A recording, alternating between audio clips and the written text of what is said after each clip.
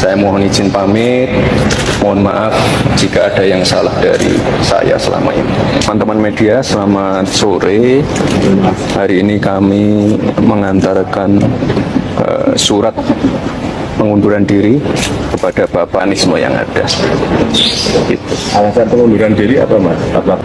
Tentunya banyak hal yang harus kami persiapkan dari sekarang, dan saya mohon doa dari teman-teman media semua, semoga semuanya dilancarkan. Saya juga terima kasih sekali lagi untuk teman-teman media, terima kasih sudah ikut mengawal program-program pemerintah. Ini ya, akhir-akhir ini yang paling parah nih ya, yang paling parah, ketua Dewan Otonomi Daerah itu adalah siapa? Wakil Presiden Gibran. Ya. Saya tanya sama Komite 1 itu, oh sudah 3-4 kali mau ini, ya ilmunya apa yang bisa kita ambil dari ketua? Assalamualaikum warahmatullahi wabarakatuh. Ada sebuah pertanyaan yang ditujukan kepada saya dari beberapa netizen. Bagaimana cara membaca diagram ini? Ini adalah diagram yang menyebutkan bahwa pendidikan Gibran tidak tamat sampai sekolah menengah atas, seperti yang disyaratkan pada pasal 169 huruf R Undang-Undang Nomor 7 Tahun 2017 tentang syarat minimal pendidikan bagi seorang presiden dan wakil presiden di Republik Indonesia. Kenapa saya berani membuat diagram ini dan meyakini bahwa Gibran hanya tamatan sekolah menengah pertama, tidak sampai sekolah menengah atas? Mari kita lihat bersama. Di dalam diagram ini ada kutipan yang saya ambil dari sebuah surat keterangan Kemendikbud bernomor 9149 DDI KS 2019 yang ditandatangani oleh Sekjen Kemendikbud pada saat itu, yaitu Dr. Sutanto SHMA. Di dalam surat keterangan tersebut disebutkan bahwa Gibran Raka Buming Raka telah menyelesaikan pendidikan grade 12 di UTS Insert Sydney, Australia pada tahun 2006, sehingga pengetahuannya bisa disetarakan dengan sekolah menengah kejuruan akuntansi dan keuangan di Indonesia. Di sini kemudian kita harus melakukan pemikiran secara logis. Sedangkan di sampingnya ada persyaratan untuk mengikuti kursus di UTS Insert Sydney, Australia. Ada 2 persyaratan pokok, 1 persyaratan akademik dan 1 persyaratan bahasa Inggris. Di dalam persyaratan akademiknya disebutkan bahwa seseorang yang akan masuk ke UTS Insert harus menyelesaikan program kelas 12 atau grade 12 dengan nilai rata-rata tahunan 6,7. Nah, dari syarat akademik ini kita langsung bisa mengambil kesimpulan bahwa surat keterangan yang dikeluarkan oleh Kemendikbud untuk penyetaraan pendidikan Gibran Raka Buming Raka bisa dikategorikan asli tapi palsu. Kenapa demikian?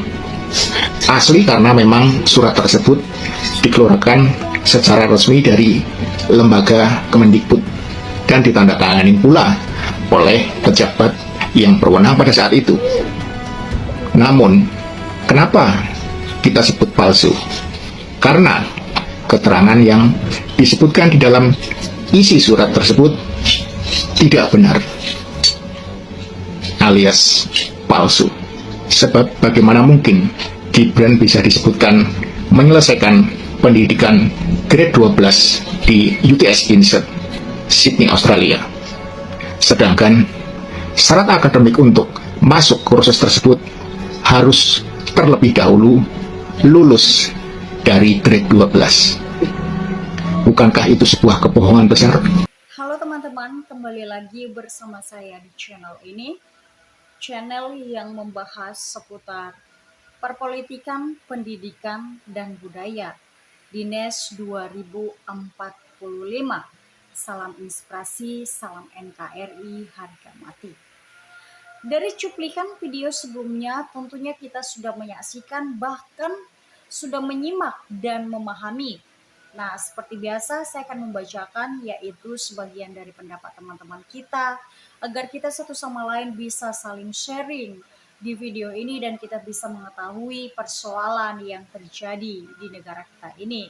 Dan kita memberikan aspirasi-aspirasi ataupun pendapat, tapi berpendapatlah secara positif dan tidak melukai satu sama lain. Saya awali dari komentar teman kita Muhammad Nujum. Alhamdulillah Gibran mengundurkan diri daripada menanggung beban berat dan menjadi hujatan yang tanpa akhir. Dari tingkah lakunya Wapres dan cara pikirnya memang wajar tamatan SMP. Nah, kenapa teman kita ini berkomentar seperti ini?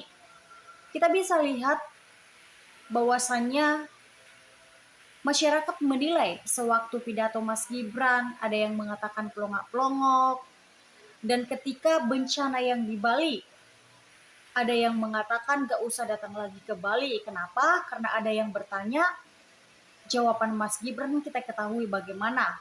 Anak SD saja bisa menjawabnya, tapi lari dari jalur jawabannya. Dan yang ketiga, kita ketahui Mas Gibran ada yang mengatakan bahkan sudah dijuluki anak haram konstitusi. Kenapa dikatakan seperti itu? Dikarenakan sewaktu mencalon cawapres, umurnya belum cukup, tapi karena pamannya, yaitu Paman Usman, yang mengetuai MK, maka diloloskan. Kita lanjut lagi. Mengundurkan diri dari apa? Dari Wapres atau dari kunjungan ke lapangan? Kalau dari Wapres hebat dan sadar diri. Jabatan bukan tongkrongan, tapi tugas dan amanatan rakyat. Syukur-syukur, makanya jangan suka tipu-tipukan, malu dan untung bila benar mundur berarti masih tahu diri. Tapi kalau kita mendesak yaitu tentang pemakjulan atau mundurnya Mas Gibran ini tidak semudah untuk membalikkan tangan. Karena seseorang yang harus dimundurkan itu yang mempunyai kesalahan fatal atau yang melanggar hukum baru bisa dimakjulkan. Ya, lebih baik mengundurkan diri daripada malu terus buat candaan, kasihan juga lihatnya. Alhamdulillah kalau Gibran betul-betul mengundurkan diri dari Wapres sehingga negara agak bisa tenang. Walaupun ia mundur, tapi sudah sempat bikin gaduh dan ngacak-ngacak negara harus dituntut secara hukum biar tidak seenaknya ke depannya. Itu hanya potongan-potongan sambutan dirangkai seolah-olah mengundurkan diri dari jabatan. Gak usah lama-lama nanti tambah ruwet, mendingan pulkam atau pulang kampung. Sayang uang rakyat menggaji si Gibran yang kerjanya hanya berkunjung ke SD. Mundur daripada itu, mundur dari ketua RT. Saya nggak rela duit pajak saya diberikan kepada pejabat-pejabat yang tidak mengurus rakyatnya, terutama Wapres Gibran yang tidak ada kerja nyatanya.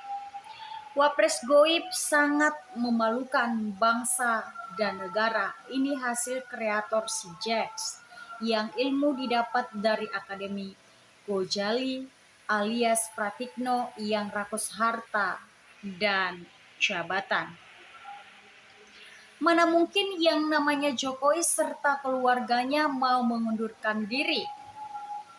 Lah, keluarga Jokowi tidak punya rasa malu. Nah, kalau tidak mempunyai rasa malu, muka tembok dong. Kita lanjut lagi yaitu dari komentar teman kita, Taryono John.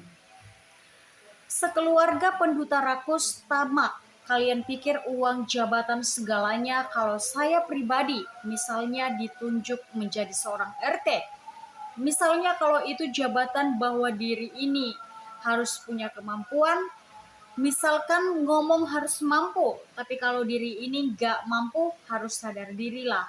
Jangan kalian menipu, membabi buta, memalukan.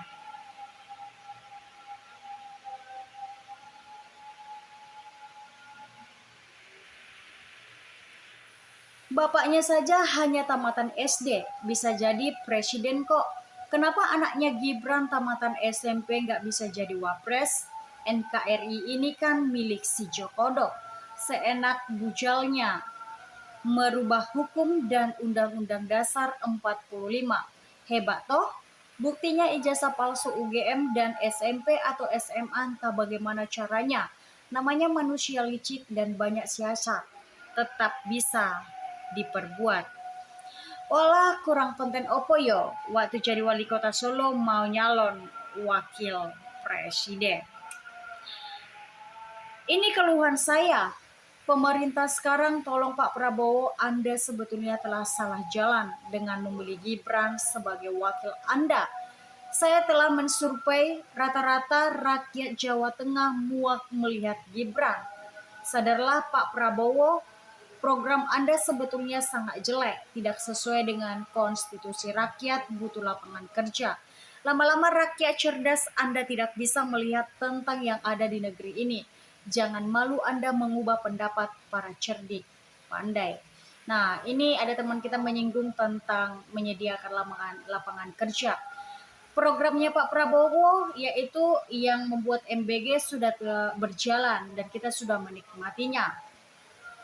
Dan yang dikatakan Mas Gibran ketika dia sewaktu kampanyenya, kalau saya menjadi wapres saya akan menyediakan 19 juta lapangan kerja. Sampai sekarang di mana lapangan kerja itu? Apakah Anda sudah merasakannya atau saya? Kalau menurut saya belum merasakannya. Yang ada terjadi di daerah-daerah ini PHK di mana-mana, pengangguran merajalela dan semakin meningkat. Nah, itulah komentar teman-teman kita yang menanggapi cuplikan video yang barusan saja kita tonton. Sekian dulu yang dapat saya sampaikan. Jika ada tutur kata saya yang salah, saya mohon maaf yang sebesar-besarnya. Salam dan sampai jumpa.